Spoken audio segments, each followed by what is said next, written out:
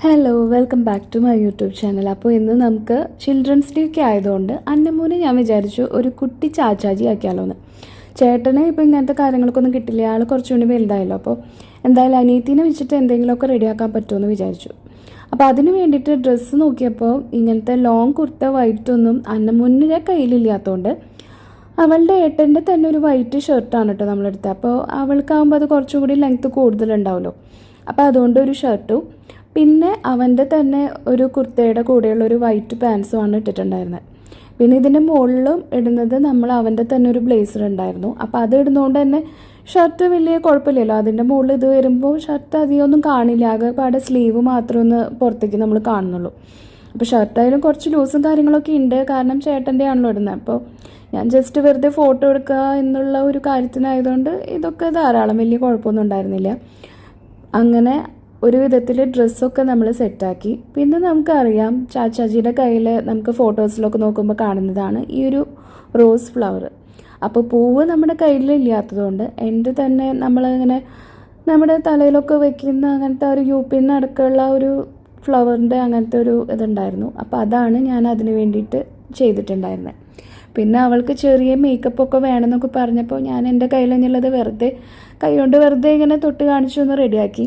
പിന്നെ ഈ നെഹ്റു ക്യാപ്പായിരുന്നു വേറൊരു സംഭവം. യൂട്യൂബിൽ നോക്കിയപ്പോൾ ഒരുപാട് നെഹ്റു ക്യാപ്പ് മേക്കിംഗ് എന്നൊക്കെ പറഞ്ഞിട്ട് വീഡിയോസൊക്കെ കണ്ടെങ്കിലും പക്ഷേ എനിക്കതനുസരിച്ചിട്ട് ചെയ്യുമ്പോൾ എനിക്കറിയില്ല, അതിൻ്റെ എവിടെയോ ഒരു ചെറിയൊരു മിസ്റ്റേക്ക് വരുമ്പോൾ അത് അങ്ങോട്ട് കറക്റ്റായിട്ട് കിട്ടുന്നുണ്ടായിരുന്നില്ല. അപ്പോൾ അത് മാത്രം കുറച്ചൊരു അഡ്ജസ്റ്റ്മെൻറ്റിലാണ് നമ്മൾ വെച്ചിട്ടുണ്ടായിരുന്നത്.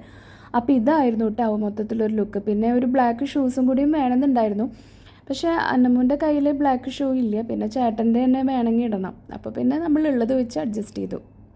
ഉള്ളത് കൊണ്ട് ഓണം പോലെ എന്ന് പറയുന്ന പോലെ നമ്മുടെ കയ്യിലുള്ള കുറച്ച് ഐറ്റംസൊക്കെ വെച്ചിട്ട് നമ്മൾ റെഡി ആയെന്ന് മാത്രം. അപ്പോൾ ഇങ്ങനെയായിരുന്നു എൻ്റെ അന്നമ്മൂനെ ഞാൻ ചാച്ചാജി ആക്കിയിട്ടുണ്ടായിരുന്നത്. അപ്പോൾ എല്ലാവർക്കും ഇഷ്ടമായി കാണുമെന്ന് ഞാൻ വിചാരിക്കുന്നു. അങ്ങനെ ഇഷ്ടമായിട്ടുണ്ടെങ്കിൽ വീഡിയോ ലൈക്ക് ചെയ്യാനും ഷെയർ ചെയ്യാനും അതുപോലെ ചാനൽ സബ്സ്ക്രൈബ് ചെയ്യാനും മറക്കരുത് കേട്ടോ.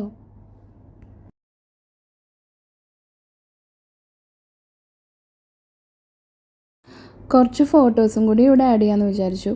അപ്പോൾ കയ്യിലുള്ള നമ്മുടെ ഉള്ള ഡ്രസ്സുകളും കാര്യങ്ങളൊക്കെ വെച്ചിട്ട് നമ്മളൊന്ന് റെഡി ആയിരുന്നു കേട്ടോ ഈ ഒരു ചെറിയൊരു എന്താ പറയുക ചാച്ചാജി ആയത്. അപ്പോൾ ഇതായിരുന്നു ഞാൻ പറഞ്ഞൊരു ക്ലിപ്പ്. ഇതായിരുന്നു നമ്മൾ റോസാപ്പൂവിന് വേണ്ടിയിട്ട് വെച്ചിട്ടുണ്ടായിരുന്നത്, അല്ലാതെ നമ്മുടെ കയ്യിൽ ഉള്ളത് വെച്ചിട്ട് നമ്മൾ ചെയ്തതാണല്ലോ. പിന്നെ ഡ്രസ്സൊക്കെ ഇട്ടിട്ട് ആളോട് റെഡിയായി നിൽക്കാൻ പറഞ്ഞപ്പോൾ വലിയ കുഴപ്പമൊന്നും ഉണ്ടായിരുന്നില്ല. പിന്നെ ഫോട്ടോസിനൊക്കെ പോസ് ചെയ്യാൻ റെഡി ആയതുകൊണ്ട് വലിയ പ്രശ്നമില്ലാതെ ബാക്കി കാര്യങ്ങളൊക്കെ ചെയ്യാൻ പറ്റി. പിന്നെ തലയിലെ ആ ക്യാപ്പ് യൂട്യൂബിൽ വീഡിയോസ് ഉണ്ട്, പക്ഷേ എനിക്കത് നോക്കിയിട്ട് ചെയ്തപ്പോൾ അത്രയ്ക്ക് അങ്ങോട്ട് ക്ലിയർ ആയിട്ട് വന്നില്ല.